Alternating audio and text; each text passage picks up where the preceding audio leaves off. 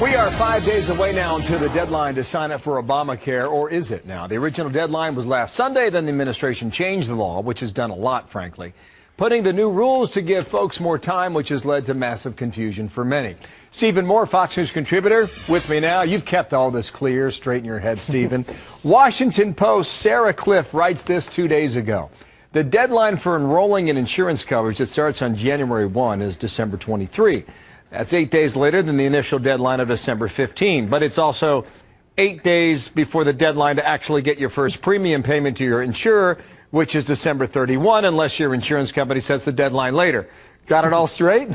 Yeah, that's pretty clear, isn't it? Do you? You know, here's the big problem, Bill. The clock is ticking. And, you know, on January 1st, those 5 to 6 million people that you've talked about so often on your show that have lost their health insurance, that got those notices, guess what? They go naked without health insurance. They are not covered. And that is something that has people incredibly anxious and angry, quite frankly. So you can say, sorry, January 1, you can say that date is firm on that, right? Well, it depends on your insurance company, but many insurance policies basically cancel on January 1. That is a big problem for millions of Americans. Also on January 1, we can say this, too, that the new health care tax kicks in. Yep.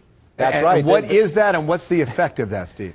This is a tax that is imposed. It's a way to pay for Obamacare, Bill, and it's a tax that is imposed on health insurance plans. So all of us who have health insurance, either through your employer or in the individual market, you are now going to pay essentially a tax. Now, in the first year, for most people, it's about $100. It could rise to as much as $500 a year by the end of the decade. So it's one of those hidden taxes, Bill, that people aren't aware of, but it hits on January 1st. Okay, we can say that for sure on January 1, but there's a lot of this, frankly, we cannot say because the law really has changed a lot. That brings us to BYA because you asked now.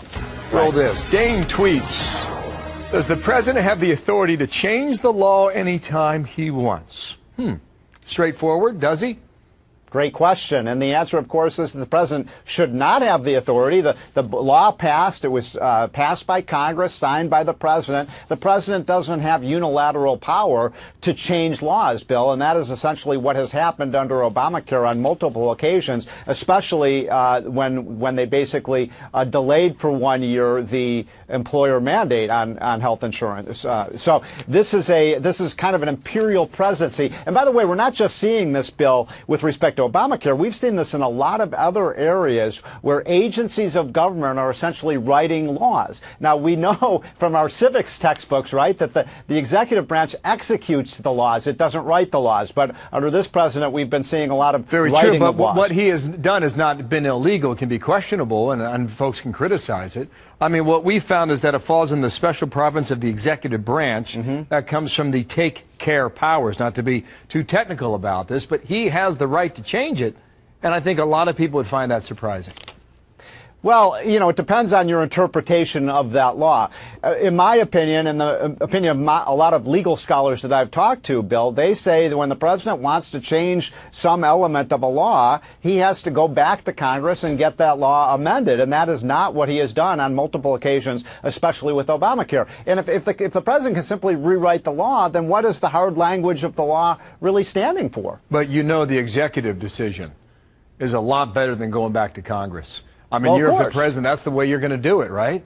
But then I would ask the question, Bill, why have a Congress at all? You know, I mean, we have a separation of powers. This was the ingeniousness of our founding fathers to set up a system of checks and balances. And I would make the argument, Bill, in these kinds of cases, the checks and balances are falling off the table. I hear the point you're making there. Thank you, Steve. Stephen Moore. Okay. Fox Bill, News I'm still angry about $3 million for a study on how Congress works. I can tell you for free, Congress does not work. And it didn't cost you a penny. And don't tell him to calm down. You're hired. Thank you, Steve. If you've got a question, shoot an email to hemmer@foxnews.com or send a tweet @BillHemmer because you asked.